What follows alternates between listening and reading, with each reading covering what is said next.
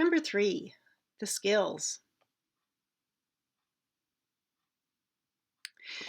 There's really a set of skills and values that are common to being successful in a whole host of jobs, perhaps even all jobs. These are characteristics that may be explicitly expressed in the job posting, or they might be aspects of a profession that are just assumed or aspired to. But if you want to be successful, you will need to think about these characteristics. So I've gotten some of these from various textbooks. I've also gotten them from postings um, and other sources as well. So critical thinking. Employers are looking for critical thinkers, particularly in the communications field. Strategic communications. That's essentially critical thinking within a communications profession. At the same time, employers are looking for people who are detail oriented. If you're not a detail oriented person, it's likely that you'll miss things. And employers want to know that their investment is going to be protected, so they don't want things to be missed. Now, you can be a generalist and still be detail oriented. It just means that you're paying attention to the details and staying informed, that you're watching out, again, your problem solving. That's part of it. They also want to know that you're able to manage multiple projects and deadlines. Sometimes this is articulated as multitasking. Um, Sometimes it's articulated as having good organizational and time management skills. Sometimes it's articulated as the ability to manage competing priorities and work. This is an important one. Uh, Managers and employers don't want to feel as though you're going to drop the ball on something. That's one of the reasons that we've always paid close attention to deadlines in this program.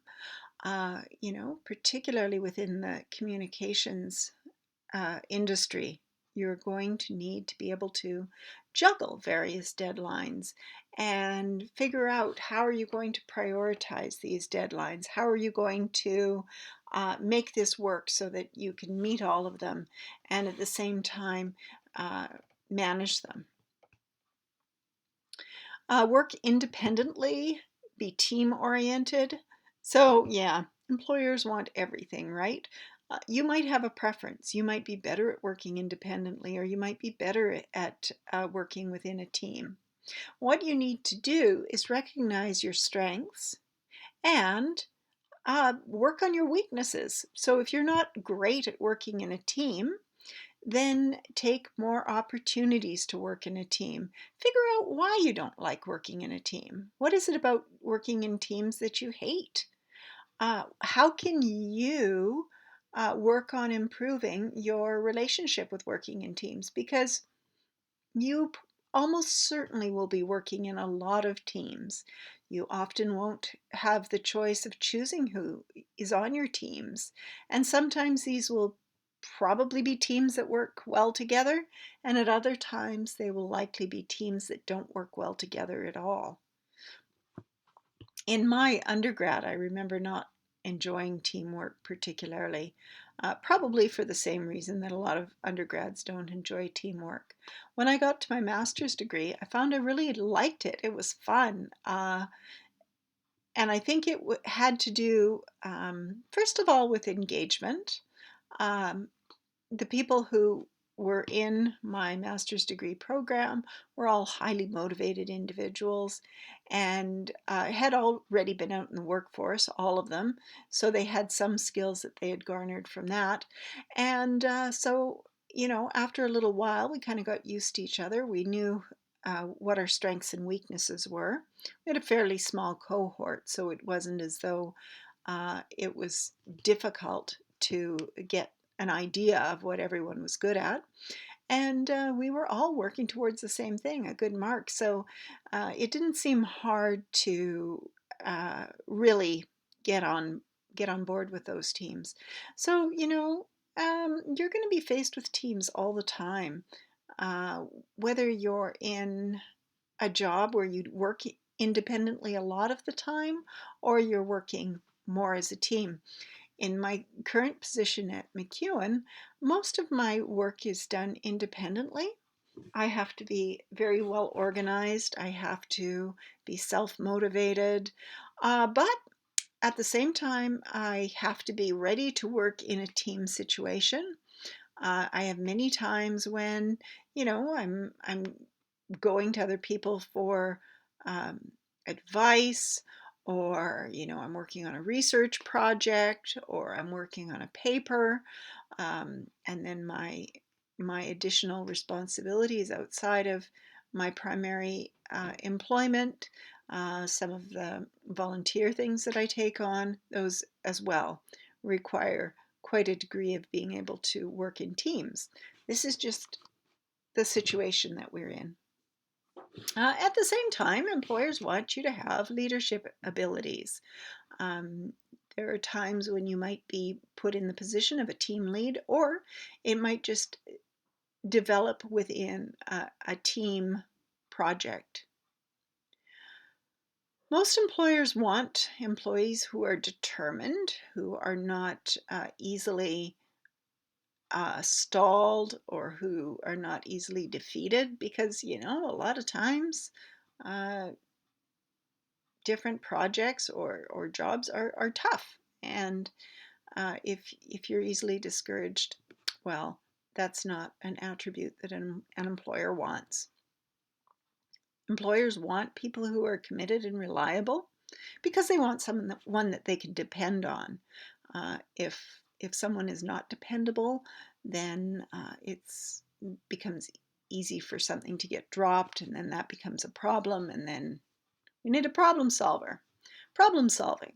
Um, Employers want problem solvers, because if you're in the mindset of being a problem solver, looking for the kinds of things that will reduce the risk of problems, or um, seeing problems before they develop into big problems, that's an asset, because that cuts back on the cost of figuring out what to do when there is a real problem, like a missed deadline, or a major mess up with a communication. Employers want people who are productive and have an awareness of the systems and procedures within the organization. So initiative is important. Uh, if if you are waiting for people to tell you what to do, rather than figuring things out and asking questions, that can be a problem. And of course, employers want people who are creative, uh, because creativity solves problems. It leads to innovative solutions and to new ideas. So, creativity is important. So, all of these characteristics, these skills, these values are the kinds of things that employers are looking for. So, again, keep this in mind when you're planning for an interview. How will you show these characteristics? I, I bet that a lot of you have these characteristics, or at least most of them. I've seen them in many of you. So, show them to the employer that you're trying to impress. How will you show? Intelligent enthusiasm. This is a term from Martin Yates' book, Knock 'em Dead, The Job Interview.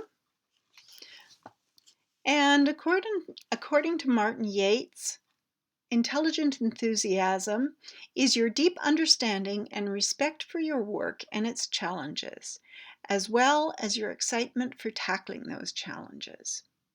Do you know someone who's passionate about something? What are they like to be around when they're passionate about that thing? Usually, that passion is contagious and you can feel their enthusiasm and you can get excited about it too. So when a person is enthusiastic about their job and excited about the challenges that it brings, these are really characteristics that a lot of employers are looking for. So interviewers make judgments of professional competency based on candidates' statements about the work that they do and on the questions they ask. When you ask a question, it shows an understanding that just, answers maybe can't portray. So there is a preference for motivated, intelligently enthusiastic candidates. The intelligently enthusiastic candidate will work harder and will turn in a better product. An employer will assume that someone who really enjoys their work will be easier to work with. That makes sense. An employer will assume that someone who is intelligently enthusiastic will understand their work and its challenges and will have excitement for tackling those challenges. And that having an existing understanding and excitement for that work will reinforce their understanding of any problems that might lie at the heart of the job and will help them handle those problems. So, intelligent enthusiasm, as Yates describes it, speaks to a professional commitment backed up by technical competency and the possession of the transferable skills and professional values that make you an asset.